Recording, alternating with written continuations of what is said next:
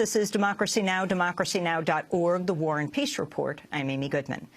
Today, part two of our discussion with Noam Chomsky, the world-renowned political dissident, linguist, and author, Institute Professor Emeritus at Massachusetts Institute of Technology, where he's taught for more than half a century. On Monday on Democracy Now!, Aaron Mate and I interviewed him about Israeli Prime Minister Benjamin Netanyahu's speech on Iran to Congress. Today, in part two, we look at blowback from the U.S. drone program, the legacy of slavery in the United States, the leaks of Edward Snowden, U.S. meddling in Venezuela, and the thawing of U.S.-Cuba relations.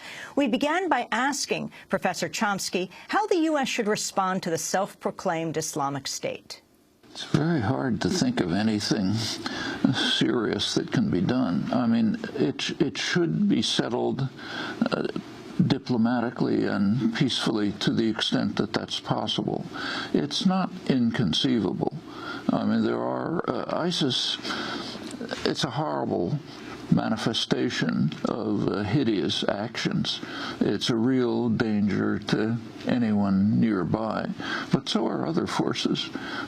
And we should be getting together with Iran, which has a huge stake in the matter and is the main force involved, and with the Iraqi government, which is calling for and applauding Iranian support, and trying to work out with them some arrangement which will satisfy the legitimate demands of the Sunni population, which is what ISIS is protecting and defending and gaining their support from. They're not coming out of nowhere. I mean, they are one of the effects, the main effects of the U.S. invasion of Iraq. There are many horrible effects, but one of them was to incite sectarian conflicts that had not been there before. If you take a look at Baghdad before the invasion, Sunni and Shia lived intermingled, same neighborhoods, they intermarried. Sometimes they say that they didn't even know if their neighbor was Sunni or Shia. It was like knowing what Protestant sect your neighbor belongs to. There was pretty close. It wasn't. I'm not claiming it wasn't utopia. There were conflicts, but there was no serious conflict. So much so that Iraqis at the time predicted there would never be a conflict. Well, within a couple of years, it had turned into a violent, brutal conflict. You look at Baghdad today, it's segregated. What's left of the Sunni communities are isolated. People can't talk to their neighbors. There's war going on all over. The ISIS is murderous and brutal. The same is true of the Shia militias which confronted, and this is now spread over the region. There's now a major Sunni-Shia conflict rending the region apart, tearing to shreds. Now, this cannot be dealt with by bombs. This is much more serious than that. It's got to be dealt with by steps towards recovering, remedying the massive damage that was initiated by the sledgehammer smashing Iraq and has now spread. And that does require diplomatic, peaceful means dealing with people who are pretty ugly. And we're not very pretty either, for that matter. But this just has to be done. Exactly what steps should be taken, it's hard to say. There are people whose lives are at stake, like the Assyrian Christians, the Yazidi, and so on. Apparently, the fighting that protected we don't know a lot, but it looks as though the ground fighting that protected the Yazidi largely was carried out by PKK, the Turkish guerrilla group that's fighting for the Kurds in Turkey, but based in northern Iraq. And they're on the U.S. terrorist list. We can't hope to have a strategy that deals with ISIS while opposing and attacking the group that's fighting them, just as it doesn't make sense to try to have a strategy that excludes Iran, the major state that's supporting Iraq in its battle with ISIS. What about the fact that so many of those who are joining ISIS now, and a lot has been made of the young people, young women and young men who are going into Syria through Turkey. I mean, Turkey is a U.S. ally. There is a border there. They freely go back and forth. That's right. And it's not just young people. One thing that's pretty striking is that it includes people with educated people, doctors, professionals, and others. Whatever we may not like it, but ISIS is the idea of the Islamic Caliphate does have an appeal to large sectors of a brutalized global population, which is under severe attack everywhere, has been for a long time, and something has appeared which has an appeal to them. And that can't be overlooked if we want to deal with the issue. We have to ask, what's the nature of the appeal? Why is it there? How can we accommodate it and lead to some, if not at least amelioration of the murderous conflict and maybe some kind of settlement?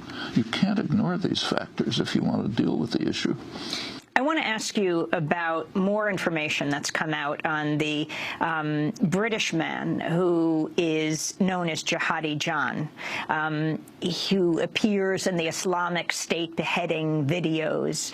Mohammed Emwazi has been identified as that man by British security. They say he's a 26-year-old born in Kuwait who moved to the UK as a child and studied computer science at the University of Westminster. The British group Kesi said he faced at least 4 years of harassment, detention, deportations, threats, and attempts to recruit him by British security agencies, which prevented him from leading a normal life. Emwazi approached Cage in 2009 after he was detained and interrogated by the British intelligence agency, MI5, on what he called a safari vacation in Tanzania. In 2010, after Emwazi was barred from returning to Kuwait, he wrote, quote, "I had a job waiting for me and marriage to get started, but now I feel like a prisoner, only not in a cage, in London." In 2013, a week after he was barred from Kuwait for a third time, Emwazi left home and ended up in Syria. At a news conference, Cage research director Asim Qureshi spoke about his recollections of Emwazi and compared his case to another British man, Michael Adebolajo, who hacked a soldier to death in London in 2013. Sorry, it's quite hard because he's such a. I'm really sorry. I didn't expect. He was such a beautiful young man. Really, it's hard to imagine the trajectory, but it's not a trajectory that's unfamiliar for us. We've seen Michael Adebolajo, once again somebody that I met, who came to me for help, looking to change the situation in the system. When are we going to finally learn that when we treat people as if they're outsiders, they will inevitably feel like outsiders and they will look for belonging elsewhere? That's Cage research director Asim Qureshi. Your response to this, Noam Chomsky?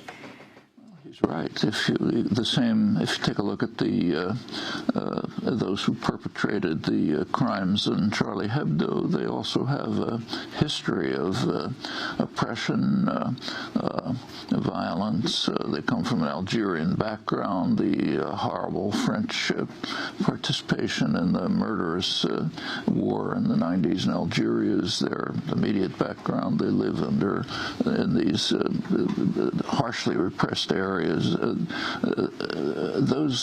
there's much more than that. So you mentioned that information's coming out about so-called Jihadi John.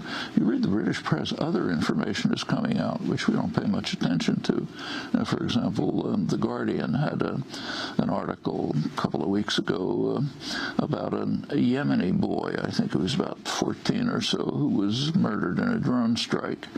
And shortly before, they had interviewed him about his history.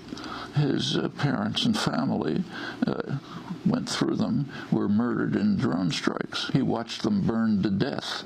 We get upset about beheadings. They get upset about seeing their father burned to death in a drone strike. He said they live in a situation of constant terror, not knowing when the person 10 feet away from you is suddenly going to be blown away. That's their lives. People like those who live in the slums of around Paris, or in this case, a relatively privileged man under pretty harsh repression in England. They also know about that.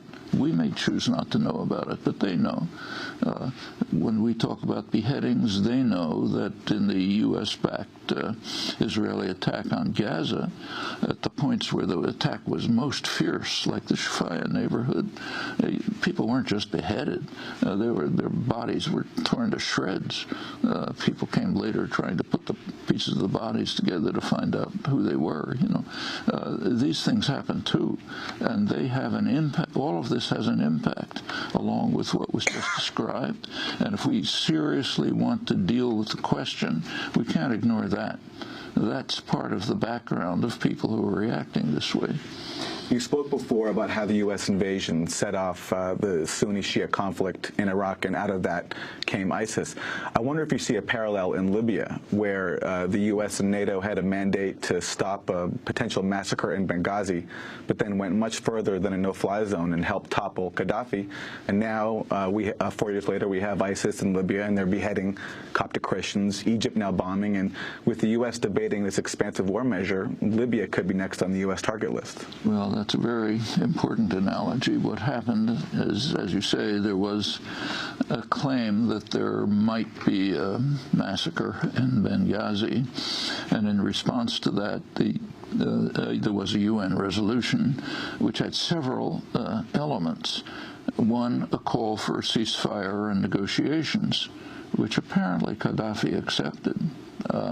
Another was a no-fly zone, to stop attacks in Benghazi.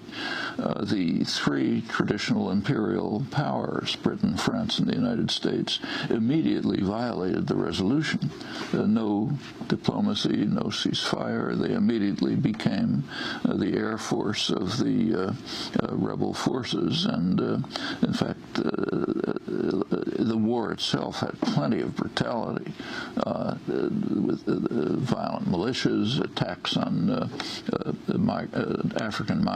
Africans living in Libya, all sorts of things. The end result is just to tear Libya to shreds.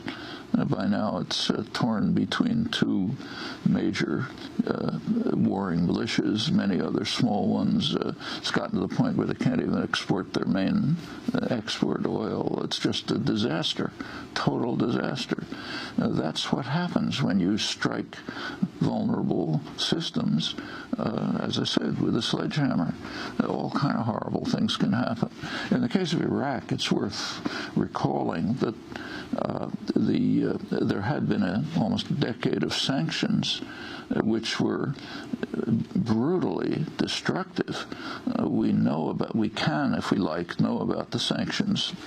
People prefer not to, but we can find out. There was a sort of humanitarian component of the sanctions, so-called. It was the Oil for Peace program, instituted when the reports of the sanctions were so horrendous, hundreds of thousands of children dying and so on, that it was necessary for the U.S. and Britain to institute some humanitarian part.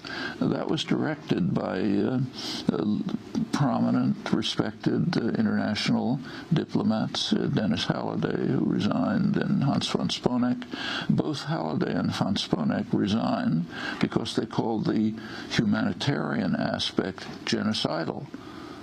That's their description. Von Sponeck published a detailed, important book on it called, I think, A Different Kind of War, or something like that, which I've never seen a review of or even a mention of in the United States, which detailed in great detail exactly how these sanctions were devastating the civilian society supporting Saddam, because people had to simply huddle under the umbrella of power for survival. Probably, they didn't say this, but I'll add it, probably saving Saddam from the fate of other dictators who the U.S. had supported and were overthrown by popular uprisings. And there's a long list of them. Somoza, Marcos, Mobutu, Duvalier, even Ceausescu, the U.S. was supporting. They were overthrown from within. Saddam wasn't, because the civil society that might have carried that out was devastated. He had a pretty efficient rationing system. People were living on it for survival. But it severely harmed the civilian society. Then comes the war. Massive war, plenty of destruction, destruction of antiquities. There's no, properly denunciation of ISIS for destroying antiquities. The U.S. invasion did the same thing. Millions of refugees, horrible blow against the society. These things have terrible consequences. Actually, there's an interesting interview with Graham Fuller. He's one of the leading Middle East analysts, long background in CIA, U.S. intelligence. In the interview, he says something like, the U.S. created ISIS. He hastens to add that he's not joining with the conspiracy theories that are floating around the Middle East about how the U.S. is supporting ISIS. Of course, it's not.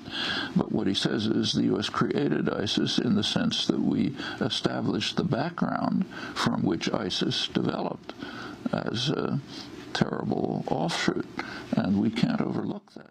MIT professor Noam Chomsky. When we come back from break, he talks about Cuba, U.S. relations with Venezuela, Edward Snowden, U.S. drones, the legacy of slavery, and a new chapter in Noam's own life. Stay with us.